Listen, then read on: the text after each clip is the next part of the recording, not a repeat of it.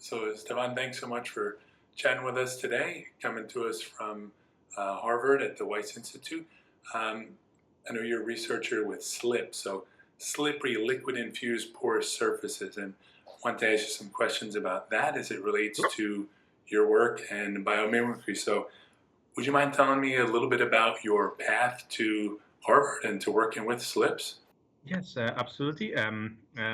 So, as a quick clarification, I'm working at the Eisenberg lab here at Harvard University and with the Wyss Institute as well. And I'm just saying that because recently we had a new company that emerged out of the work from our group, and that company is called Slips Technologies Incorporated. And this company is actually independent from our research here, so that as they're doing the commercialization path, which we are not fully involved in. So just as a quick clarification, so I'm working here with Professor Joanna Eisenberg, Yeah. and my path was a quite interesting one actually. I got here through a research project which I actually started in 2010 with my brother, who was working at Cambridge University at that point in time. And we were investigating a little marine snail, like a blue-whale limpet, and to look into the amazing photonic structures this animal was developing. And we started at work in Cambridge, and my brother took it to the United States to work here in Boston, and to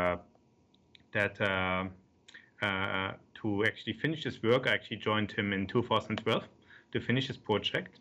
And it happened to be that at that same point in time, Joanna was looking into if this slips materials can be applied to marine fouling problems. And so I started looking into these and into this application of slips to the marine field of marine fouling. And that project went quite well. And we are sort of in the final phase of this project now, nearly 5 years later. So, wow, so 5 years that you've been working on it. It have been 5 years working on it, yeah. Oh, that's fantastic. Can you tell us a little bit about how SLIPS works? Like a little bit of the background or the general overview? So SLIPS is a platform technology, which I mean with that, it's actually something that can enable a lot of other, it can be applied to a lot of different fields. It can enable a lot of other applications. And the very basis of it is actually something relatively simple. So SLIPS is the combination of a porous surface with a lubricant that has a very high affinity for the surface. So essentially, it's a hybrid material between a solid or elastomer or something along these lines, combined with a lubricant that is really tightly bound to that surface by either like surface structures or by internal porosity. So in a sense, you combine these two materials, like a liquid, a lubricant, and a solid, and you get a hybrid material which is very, which tries to stick closely together.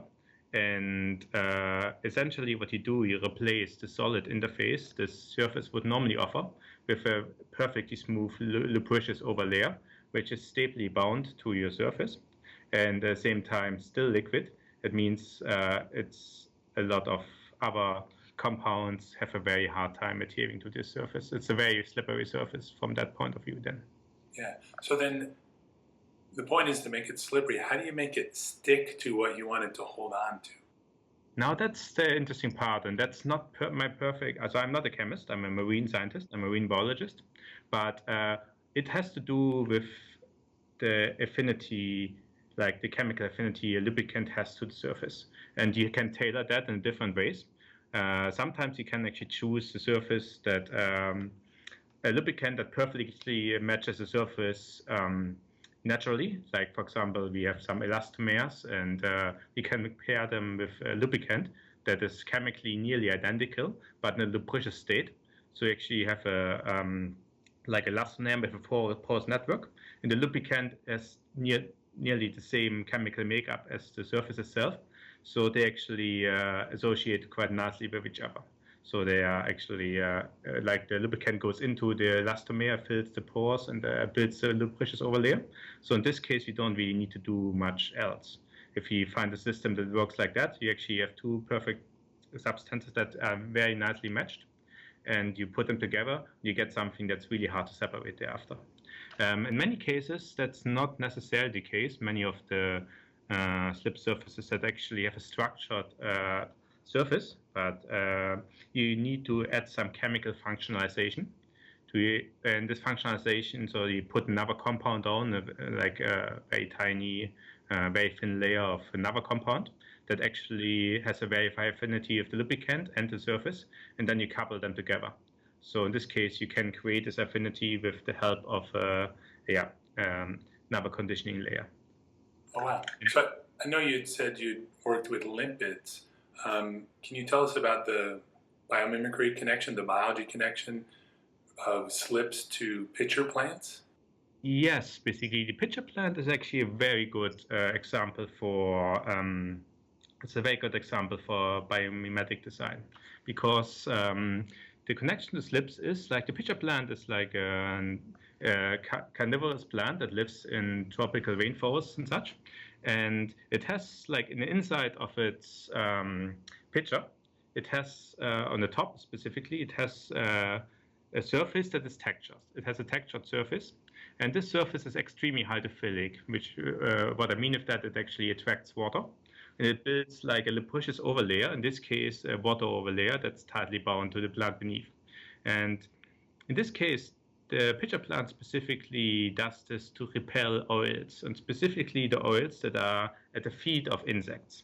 So you have a very hydrophilic surface, and you have a hydrophobic insect leg, and these guys don't play well together. So the insects, and specifically the ants, in most cases, can't really attach to the surface and slide into the pitchers to be eaten by the plant. So that's the natural system, and it's a little bit different from the slips. So the concept is the same. So you trap the lubricious overlayer over a solid surface, but in this case it's a hydrophilic system. And in most cases, what we do is hydrophobic system, specific hydrophobic system. So you can actually repel watery compounds and such, because most of the contaminant come to you, like especially in the natural environment, come in the water phase rather than an oil phase. But there are some details to that as well. But essentially, it is like a proto-slip system in itself, just it uses water as a lubricant, while we're using mostly hydrophobic oils or other things to create a lubricious overlayer. And the advantage of actually using these oils over water is like these oils really evaporate very, very slowly, if at all. And water actually evaporates quite fast. So the plant actually dries out in relatively no time, in a short amount of time, while like the oils we're using are much, much more stable.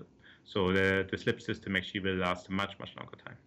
Oh, wow. Okay, so it's almost a flip side from the oils on the ant leg to the water. Now, normally would a plant try and regenerate that? And but the plant does actually, a plant interact with the environment. So if it's a rainy day, so in a rainforest you have rain quite often, so there are phases where things are dry, but there are also phases when there's a lot of rain falling.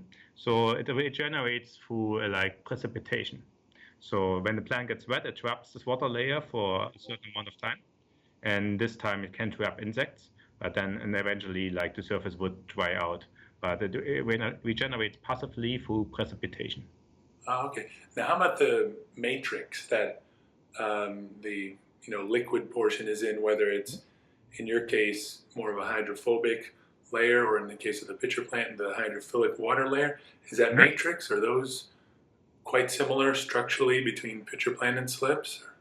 It depends. The thing is, with slips, slips is a thing you can create all kinds of different surface structures. So, like, there's many, many ways of making slips. So, in principle, there are similarities. So we have a rough surface structure, and that's many slip systems also create a rough surface structure. They are not necessarily the same type of structures. So there are very, very different ways of making slips depending on what system you're creating, and there's a big diversity out there. Some of the like tungsten oxide slips, for example, we have been working with, have different surface structures than some of the aluminum surface slips we've been working with before as well. So there's a huge type of diversity in specific structures. But what the pitcher plant, where the pitcher plant is similar, that it uses surface roughness to create a perfectly smooth lubricious overlayer. This is what our slip system have in common. But the type of underlying surface structure, and can vary. And yes. Now, biomimically with slips, is there meant to be kind of an environmental component where it's either more sustainable or where there's less toxic chemicals that are used? Yes. Is that part of the technology and strategy too? There definitely is in some sense, because slip systems are inherently, in the way we build them by now, non-toxic. So the fact in which these surfaces can repel contaminants is completely based on chemistry, physics, and the lack of adhesion. There are no toxic compounds that come into play here.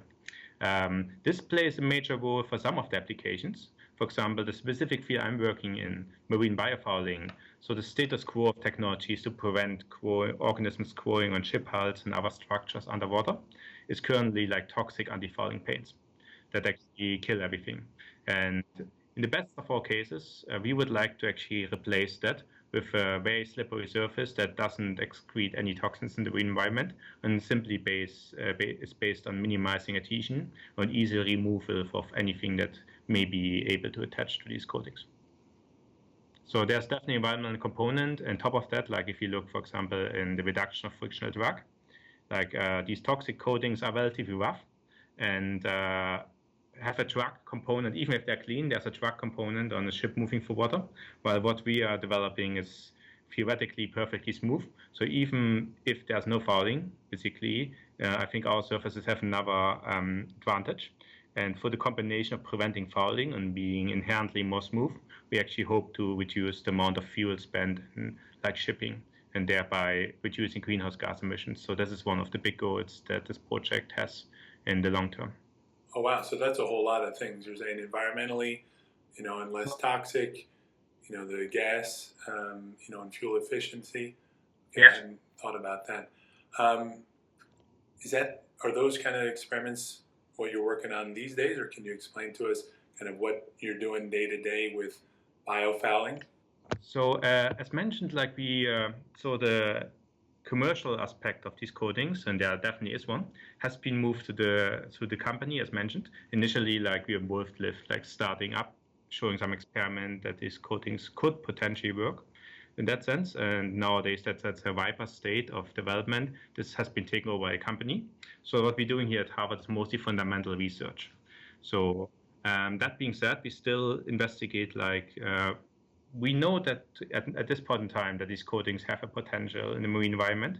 We have shown that for like a lot of my work, what I'm doing a lot of lab testing to testing these coatings against. We cultivate different marine organisms here in the lab, and I test this coating against them to actually get an idea how good their performance might be as a predictor, but also at the same time to figure out why the coatings are performing as well as they do in many cases.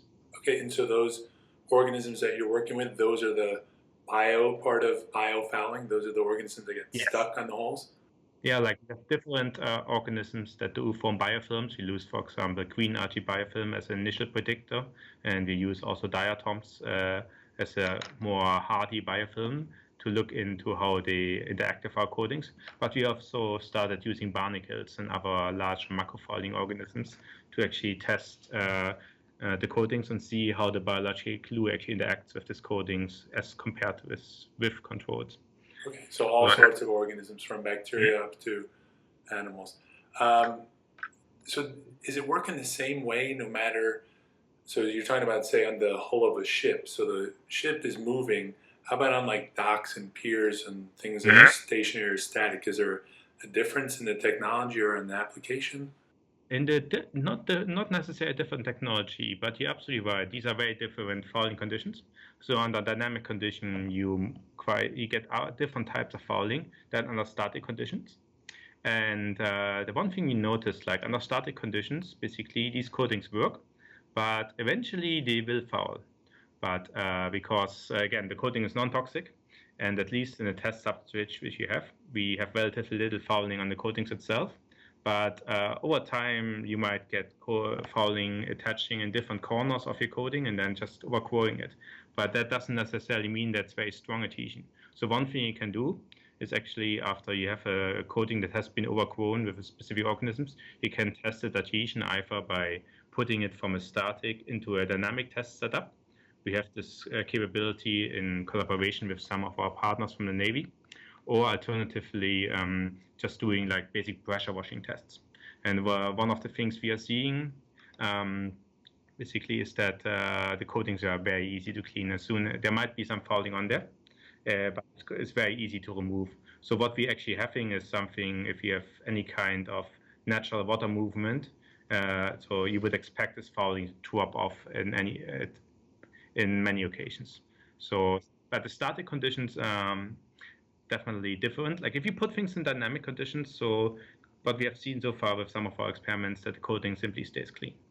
So I think dynamic conditions in some sense are easier, but yeah, the one thing to be aware of that dynamic condition also promote different fouling communities. So there's a little bit of a complexity in that field, but in general, like I think as long as you have strong water movements, these coatings are pretty much designed for these environments, because then you have removal forces. Even if you get adhesion, this adhesion is inherently metastable, and it's relatively easy to remove them again. Okay. How about the application for freshwater versus saltwater, even differences in temperature or salinity? Are there differences in the liquid infused porous aspect or the matrix, or it's a very good bio? question. Yeah. In my project, I mostly looked at saltwater application, and some of the test organisms I'm using are also freshwater, but we haven't actually we didn't do any field testing in like freshwater yet. But it would be a very nice thing to do actually, because so far we have seen that we have very good performance of these coatings against mussels. And as you may be aware, we have like this massive zebra mussel fouling issue in the Great Lakes and many other waterways. And I think that may be one of the applications worth looking into. And we haven't done much testing in that sense. So most of our testing is in saltwater, but I do not expect any major fundamental issues these coatings would have between saltwater and freshwater environments. But to be scientifically accurate, we would have to do these tests at some point. I fully agree with that. Yeah. So could you kind of sum up the different applications? I know you mentioned just then, say with the Great Lakes and biofouling, or even folks working with the Navy. So who all wants to get involved with SLIPS? Where would it apply, and who would be connected to it? As stated before, like SLIPS is a platform technology, and you can apply them to many different fields. So, for example, you could think about coating coating medical devices with slippery coating to prevent bacterial fouling. So there are medical applications for that. You can think about industry applications. So one of the things we looked into for a while ago was heat exchanger and refrigeration designs, and preventing ice adhesion or preventing quick shedding of water droplets. A colleague of mine just published a paper in Science combining different biomimetic features, including slips, to increase the water harvesting potential of surfaces, so up to the factor of 10, so by combining different features. That was a very nice application, so you can look into that. There is also the emptying of industrial containers, where you have like high value, basically liquids inside the container, and you want to remove everything without residue. That's something where you can use slippery systems. And again, like the one area I'm looking into is like marine fouling, which is maybe the hardest one, because you're looking for long-term performance in some of the roughest environments you can imagine. But we're looking into that as well, and so far it looks quite promising. So. Now, you mentioned the idea of combining strategies. Biomimetically, are folks looking at combining strategy with pitcher plants, and even something, say, in the marine environment, organism that's good at shedding biofilms or avoiding the buildup of, say, bacteria with biofilms to diatoms to barnacles? Is there anything that people are looking at, kind of linking, different strategies? Absolutely, and that's one of the maybe most amazing aspects of biomimetic design, is that it's not just about copying nature one-to-one. it's about learning about the different concepts that have evolved naturally for a certain purpose, understanding the principle that's behind these concepts, and then applying them in one form or another, also in a combinatorial approach to other problems you might have for like human applications. So again, the example of a colleague of mine that has recently published a paper on these water harvesting surfaces. There they combined like the little bumps of desert beetles, cactus spine, and the slip surfaces inspired by the pitcher plant into one specific surface that actually can enhance water harvesting tremendously. It's actually, yeah. So I can really recommend you to look at these papers, and it's quite amazing findings that have been published there. So that's actually a very good example for how you should not only try to copy nature, but also learn from the specific principles and then combine them in a new fashion to actually create something new. Yeah, that's amazing. That's fascinating. I hadn't heard about that. How about with limitations? Where are you guys? I know you mentioned with Slip's technologies and really implementing this stuff commercially. Are there in the lab things that you run into in terms of limitations that you see? It's an interesting question. So these surfaces are obviously subjected to wear and tear like anything else for whatever application you have in mind. For some applications, it's not that relevant, so especially if things you only want to use once or twice. So I don't think there's any major limitations basically you will encounter there. For long-term application, you have to obviously look at all the aging processes that are involved. And so there are some experiments. So I can mostly talk, my own field is marine fouling, and be looking into, like, this is obviously one of the major considerations, how long do these coatings last? And that is one of the main concerns, what happens if the lubricious overlayer gets removed? And we have been quite lucky and quite amazed so far that actually the overlayers and the lubricant seems to be, even under dynamic conditions, seems to be quite nicely bound to the coating itself. So our loss is actually not to the limit so far that would threaten performance of the coating, even after long-term immersion, and that we're getting more and more results on that, which are very promising.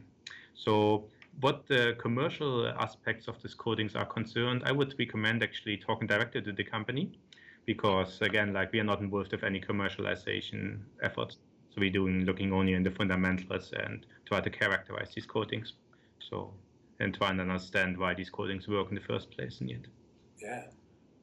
Well, Stefan, that's awesome. Thank you so much for answering my questions. Yeah, just amazing. I really appreciate it.